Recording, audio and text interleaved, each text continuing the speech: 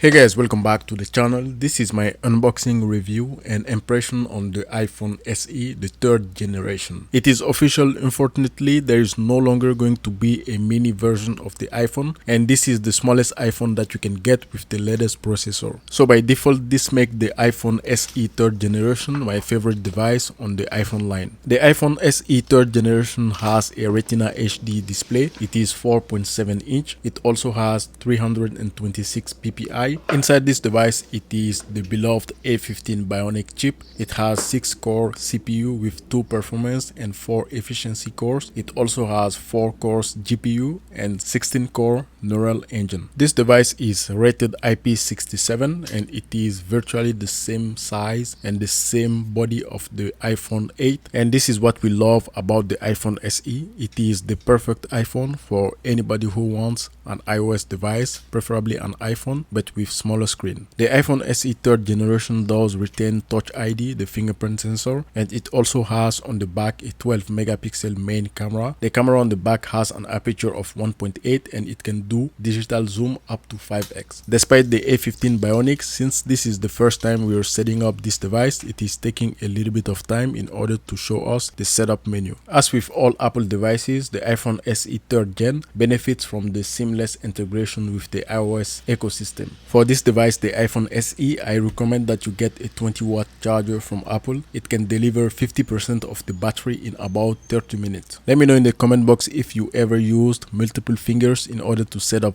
Touch ID. This is what I do and it works all the time. Currently, the latest iPhone is the iPhone 14 Pro and that one uses A16 Bionic. The 13 Pro does use the A15 Bionic. So you can get similar level of performance as the iPhone 13 Pro since it is the same chip that they used in the iPhone SE 3rd gen. I'm getting the new iPhone SE because the 13 Pro that I have, I found it a little bit too big for me. The screen on that device is larger and that device is bulkier than the iPhone SE. This is why I'm getting the SE, because of the portability and the size of the screen. Inside the box of this iPhone SE, there is no charger. You only get a USB-C to Lightning cable for charging, and after that there is nothing else to look inside the box. I recently did a review of the iPhone 13 Pro and I showed everything that I did with that device, and close to 1 year and 9 months the device still has a battery capacity of 89%. The iPhone 13 Pro was a fantastic device and I found it very close to the iPhone 14 Pro, but the 13 Pro still the device to choose because the dynamic island does not do very much. The back of the iPhone 13 Pro is a triple 12 megapixel setup. On the back of the iPhone SE, we have only one single 12 megapixel setup. The front facing camera does have a 7 megapixel with a 2.2 aperture. With the iPhone SE 3rd gen, you're going to have lightning fast connection to the internet with the 5G. You can also tap into LTE Advanced. This device does support Wi-Fi 6, Bluetooth 5 and NFC. To sum it up, the iPhone SE 3rd gen is a compact powerhouse. It combines the best of Apple technology with the beloved design of the iPhone SE. The SE offers an excellent performance, a capable camera system and the familiarity with the iOS ecosystem. If you're someone who values the portability and performance in a more budget-friendly package, the iPhone SE 3rd gen is definitely worth considering.